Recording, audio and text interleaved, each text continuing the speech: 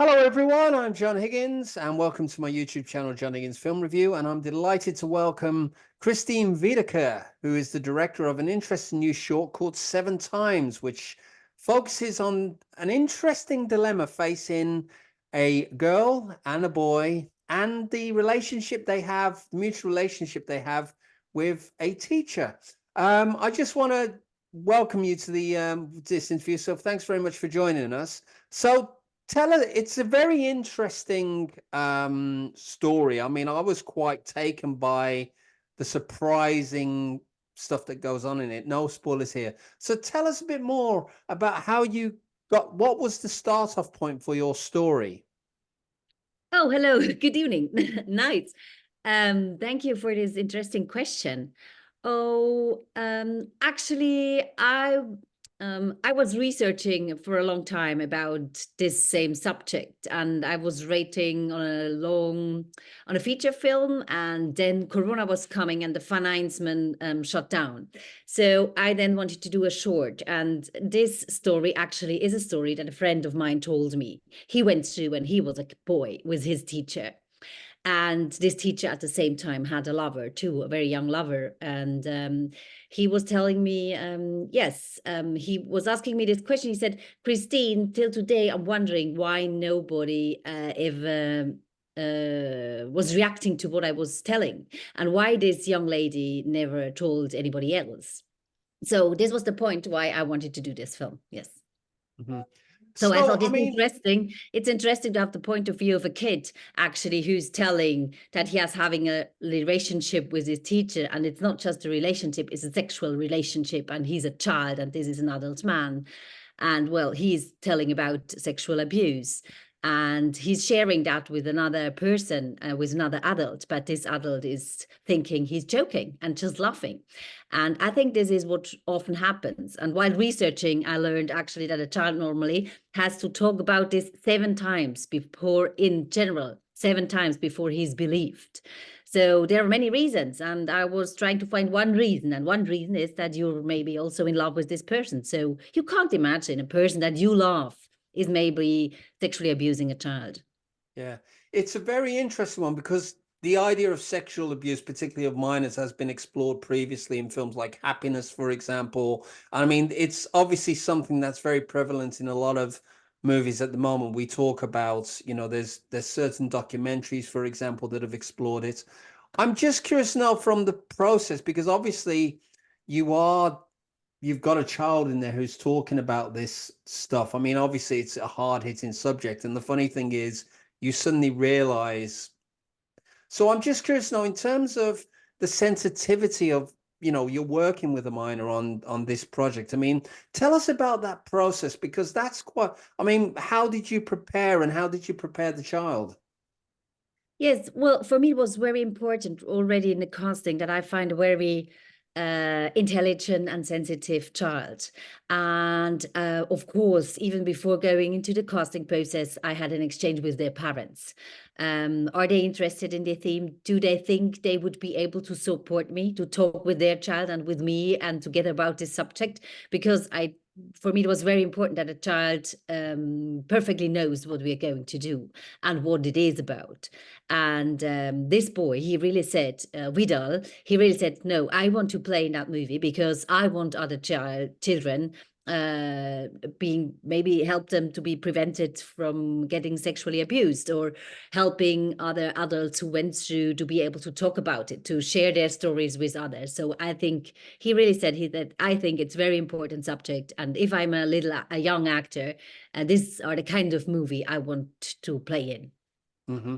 So obviously you mentioned that this was something that was conceived during the pandemic. I mean, obviously, just out of interest, where did you shoot and for how long? And when specifically a time of year did you shoot? What year was it? Was it during the pandemic or was it So after? this was later. It was I was planning another a long feature film during the pandemic, and then I couldn't realize it because there was a pandemic and the finance, we got really problems suddenly. So that's why later I was so frustrated, and I said, okay, at least I want to do a short film. And the short film I was shooting last year, and yes, we were. It was much quicker to find people to work in it, to do the cast, and also to finance a little bit the short film. Yes.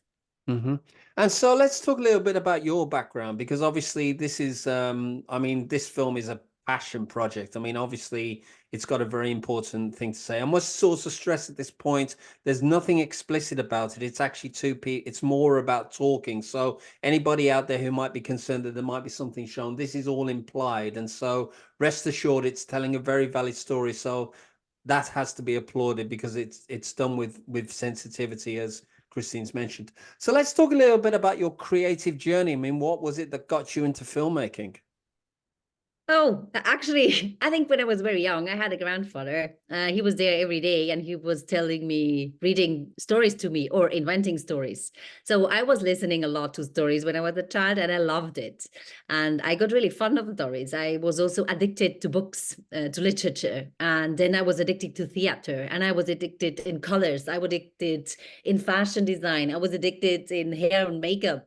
It was really, and in architecture, it's all, everything that is expressing feelings and how we human being are relating to each other is a passion, and that's how I was becoming. Yeah, I found my interest in film. Yes, Hmm. and yes, and then I studied film actually, and I had children very young, and I started to work in commercial business.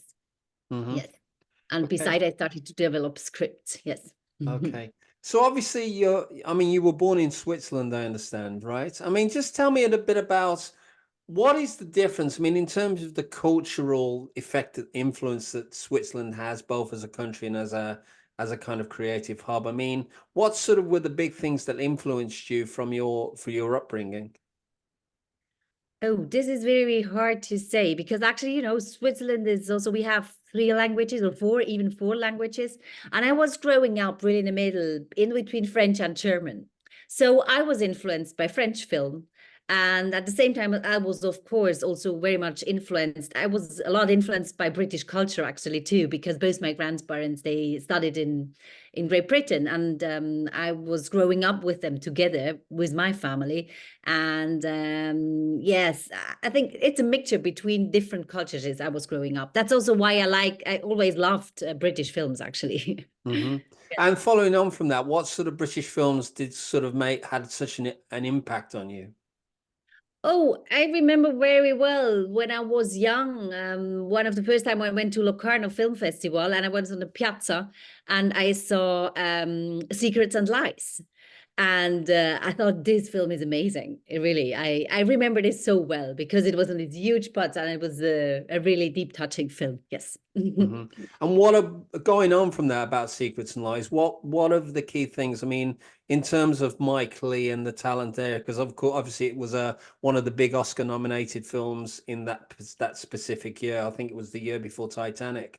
What is it about British cinema in terms of when you watch the style of it? What is it that kind of, I mean, you mentioned how big Secrets and Lies was, but in terms of what British filmmakers and British technicians bring, because obviously we are responsible. This country does yield a lot of films made here. But what would you say are what specifics about British filmmaking do you feel that's kind of speak in a greater extent than say other cultures do?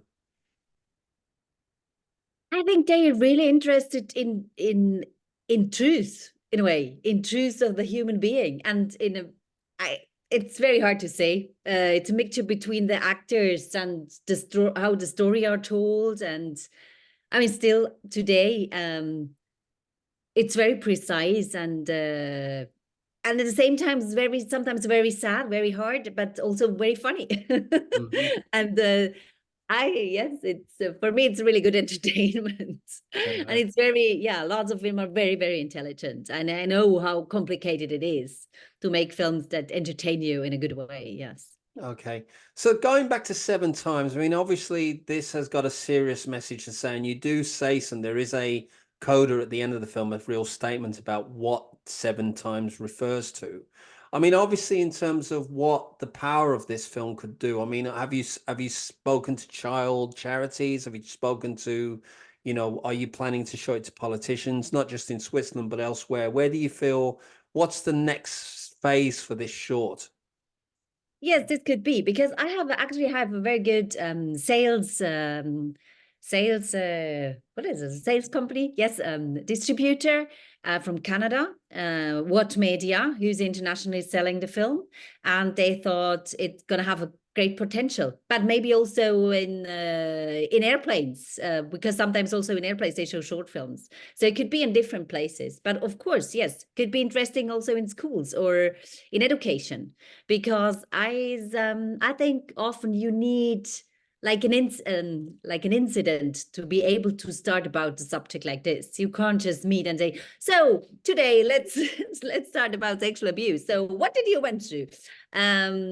It's made sometimes it's very good to have an event or to watch a film together and then to start a discussion. Hmm. And following on from that, I mean, obviously, this has got a very powerful message, mate. I mean, are you planning to expand it into a feature script? Is this something that you'd like to, maybe if it isn't 7 times, would you be interested in taking the ideas and the context explored in this short into a feature version? Yes, why not? Could be. Actually, right now I'm not working on that because I had another feature version with the subject that is now somewhere lying around and maybe I'm gonna take out again and rework. Last year I was co-directing a Netflix series. This was more kind of a comedy. It was how the British come to Switzerland and how tourism started in 1900. It's more drama and love story and fun, but it was a really, really great pleasure to do that. And right now I'm writing for a TV series. It's also more of a comedy, but with deep, deep subject. Yes, it's Hmm. about also things that are very important to me. But I think for um, to be able to talk to a lot of people, sometimes it's a good way to find a humorous way also to dive into a subject. Yes. Hmm. And So, that's why now I'm working on a comedy. okay. So, in terms of your technique when when you're working as a filmmaker or director, I mean, how do you approach it? What's your process? Where do you, what is the thing that sort of hooks you into a day of filmmaking? I mean, how long is your day? I mean, are you one who likes lots of takes? Do you like rehearsal? Spell us a bit more about your process. Oh, this is very difficult to say because this is all about financing. So when you're working on a project, well, actually, it's not me who's deciding. Because there is the money that decides, and then there are the producer, and then there are the circumstances, and then there is the light or the snow or lots of other things that are going to direct you the plan. Of course, you can say, I would like to have this and this and this, but yes, you try with you always try to find the best solution with what you get. So Hmm. for this short film, for example, it was quite easy because it was a very low budget production, and everybody who was working on this set was working there almost for free because they were attached to the subject and they wanted to work with me because we did other jobs together already. And we had a boy on set, so we were not shooting very long. We had short days, but I'm used also to have 18-hour days. Hmm. Okay, so let's talk a little bit about the future now. I mean, what issues and themes? I mean, you mentioned about one project just now that you were working on a different one. I mean, what sort of issues and themes are you keen to explore in your future work? Oh, I don't know yet. On this series that I'm writing right now, it's also in a way, it's about it's often about violence, but in a different way. This is a story of a mother today, a single mother with two childs, and actually it's how she succumbed. She was forced to marry when she was 15 years old, but she quit. She came out of this family, and it's still.